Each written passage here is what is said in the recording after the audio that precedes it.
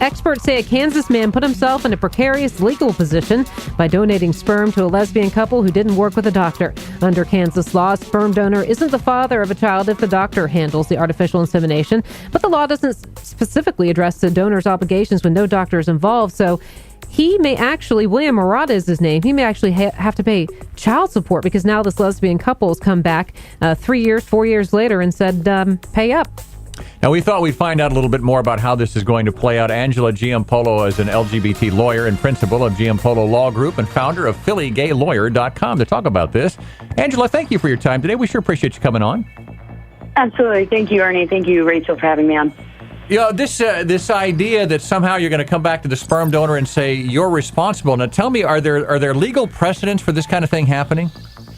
Yeah, I mean, unfortunately, there absolutely are. There are cases in California, Maine, Vermont, Ohio, New Mexico, all where courts have found, against the sperm donor, if you will. But it's very, very important to note that the lesbian couple actually don't want Murata's money. They're not the ones who came back asking him personally for money. They fell on hard times. The breadwinner of the two lost her job because of a medical illness that's undisclosed, and they needed state assistance. And when they contacted Kansas is the big bad wolf here. When they contacted Kansas is the one that said, all right, if we have to shell out $6,000 and there's a father out there, we want to know who that is and we want him to pay us back. Oh, okay. So it wasn't the couple that actually was going after this guy. No, the couple feel very upset about this. The couple actually wanted to go the IVF route. You mentioned the statute. They actually wanted to use a physician, and apparently a physician would not sign the proper documentation because as a lesbian couple, they quote, weren't fit to be a family. And then 3 years later, they go back to Kansas for state assistance, only $6,000. And the agency blew off the breadwinner of the two and said, I'm sorry, I don't even know why you're on the phone. The only people I can speak to are the actual parents. And that would be the birth mother and the sperm donor. Angela, is this a common problem that same-sex couples are running into, even with artificial insemination, that a doctor won't work with them because of their same-sex status, and then they go out, maybe they post an ad on Craigslist, and they do it another way? Yeah, I mean, it's unfortunate. I mean, one of the good things about this case, if you're going to turn lemons into lemonade, is that it's really taking an issue mainstream. People around the country are outraged at what's happening to this couple that LGBT couples face on a daily basis. I wouldn't say in Portland or San Francisco, Philadelphia, or New York that many physicians, act like this or that families run into these issues.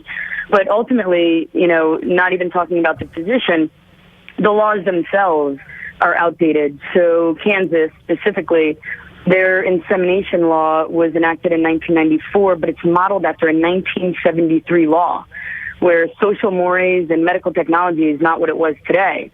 Not to mention the fact that same-sex marriage is banned. It's not even that it's not allowed, it's constitutionally banned. So if you're a same-sex couple in Kansas, you have every strike against you. You have a 1973 law that the courts have to abide by, and same-sex marriage is banned. LGBT couples face this a lot. What's going to ultimately happen in this case, you think?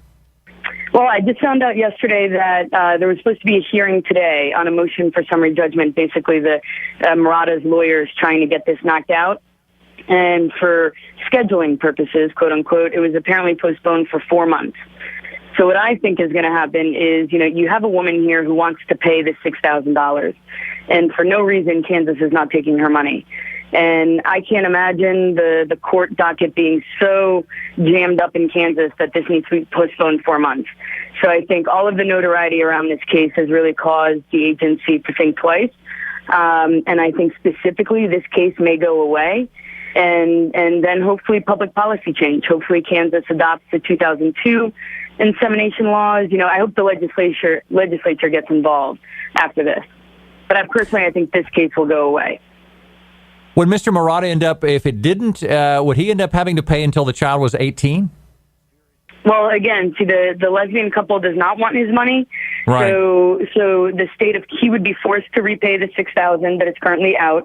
And by law, if this lesbian couple did want to go after him for child support, they could, but they're saying they have no desire to. But yes, if this did not go away, the statute clearly states, the black letter of the law is in favor of Kansas here, and Murata would absolutely have to pay back the $6,000 and anything that the lesbian couple would want to go after him for.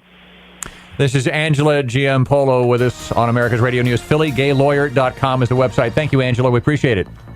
Absolutely. Thank you, guys. Bye.